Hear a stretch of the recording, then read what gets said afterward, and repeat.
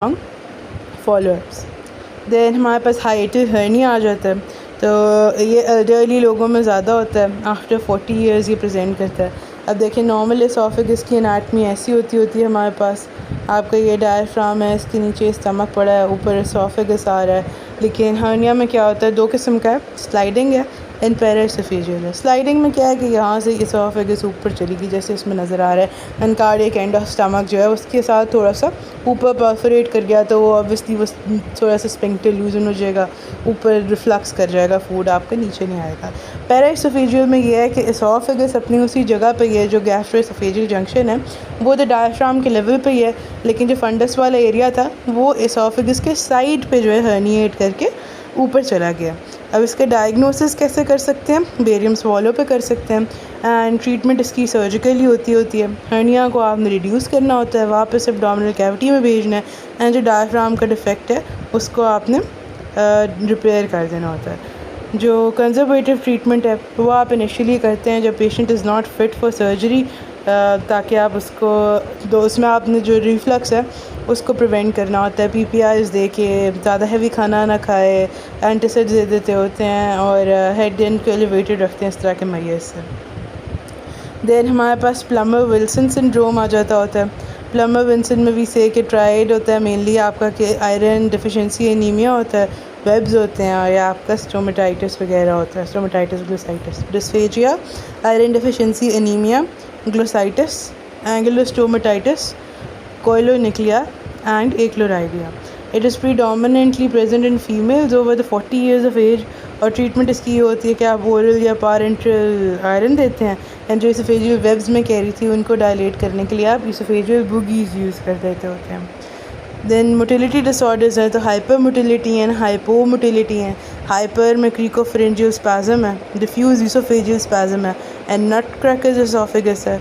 And hypo motility में there is cardiac achalasia, GERD, scleroderma and amyotrophic lateral sclerosis.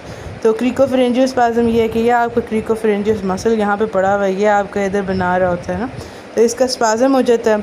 ये आपका अपर oesophageal sphincter की तरफ भी एक्ट कर रहा है, तो उसको रिलैक्स नहीं कर रहा प्रॉपर्ली, साथ में नीचे से फेरिंग्स भी कंट्रैक्ट कर रहा है, तो ऊपर आपका इसका कॉज क्या होएगा कि सेरेब्रल वास्कुलर एक्सीडेंट्स में होता है, पार्किंसंस डिजीज़ में, बल्बर पोलियो में, मल्टीपल स्क्लेरोसिस में। Then there is diffuse oesophageal spasm. इसमें स्ट्रॉन्ग किस्म की नॉन पेरिस्टाल्टिक कंट्रैक्शन होती है in the body of oesophagus.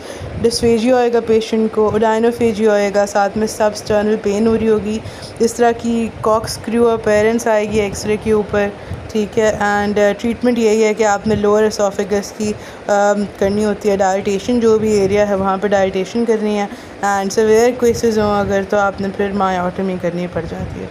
The nut crackers oesophagus में ये है कि आपकी strong high amplitude oesophageal spasm होंगे, लेकिन वो लोअर एसोफेगस के हैं, लेकिन वो पेरिस्टाल्टिक होंगे, सॉरी, एंड ये प्रेजेंट करेंगे डिस्फेजिया एंड सबस्टर्नल पेन के साथ।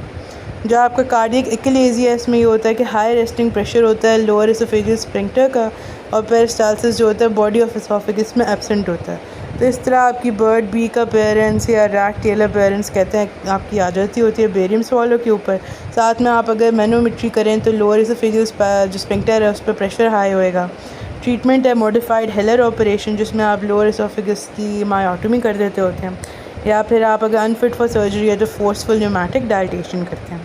GERD आ जाता है, तो इसमें आपका डिक्रीज फंक्शन है लोअर एसोफेजियल स्फिंक्टर का, जिसकी वजह से गैस्ट्रिक सिक्रीशंस और कंटेंट जो है वो रीगर्ज करके ऊपर एसोफेगस में जाता है। इसके causes could include pregnancy, hiatal hernia, excessive tobacco and alcohol use, और सिम्टम्स जो हैं वो हमारे पास सबस्टर्नल पेन हो जाती है, हार्ट बर्न एंड रीगर्जिटेशन है। ट्रीटमेंट ये है कि आपने एलिवेट करना है हेड ऑफ बेड को एट नाइट, 3 घंटे पहले बिफोर बेड फूड को अवॉइड करना है, एंटासिड्स देनी है, ड्रग्स देने हैं जो इंक्रीज़ करेंगे आपके लोअर एसोफेजियल स्फिंक्टर की टोन को, जैसे कि मेटोक्लोप्रोमाइड है, H2 receptor antagonist, and surgery करें तो नेसेंस फंडिप्लिकेशन है। सीवियर एसोफेगस आ जाता है लास्ट हमारे पास, तो इसकी टियोलॉजी ये है कि smoking, tobacco consumption, alcohol consumption करने वाले लोगों में ज़्यादा होता है। ऊपर वाले 2/3 में स्क्वामस कार्सिनोमा ज़्यादा है, नीचे 1/3 में एडिनो कार्सिनोमा ज़्यादा है। स्प्रेड इसका डायरेक्ट है, फ्रॉम द सराउंडिंग स्ट्रक्चर जा सकता है ये, एंड लिम्फेटिक भी है और ब्लड बॉर्न भी है। क्लिनिकली ये आपका अर्ली ऑन सबस्टर्नल डिस्कम्फर्ट और डिस्फेजिया टू डिस्फेजिया के साथ प्रेजेंट करेगा, जो कि प्रोग्रेसिव होएगा। पहले सॉलिड्स को होएगा, फिर लिक्विड्स को होएगा, पेन होएगी एंड जब ब्लॉकेड हो जाएगी तो साथ में एस्पायरेशन के चांसेस ज़्यादा हो जाएंगे। डायग्नोसिस आपने इसको वही वेरियम्स फॉलो पे करना है एंड एसोफेगोस्कोपी करके आप देख सकते हैं, एसोफेगस के अंदर ब्रोंकोस्कोपी करके देख सकते हैं, एक्सटेंट इनटू द ट्रेकिया वगैरह, रेस्पिरेटरी सिस्टम। सीटी स्कैन से आपको पता लग जाएगा ओवरऑल इसका क्या स्प्रेड है। ट्रीटमेंट ये है कि अपर 2/3 के अंदर क्योंकि द वेसल्स और लिम्फ नोड्स वगैरह सारा कुछ प्रेजेंट है तो सर्जरी ज़रा डिफ़िकल्ट होती है, उधर radiotherapy is the treatment of choice.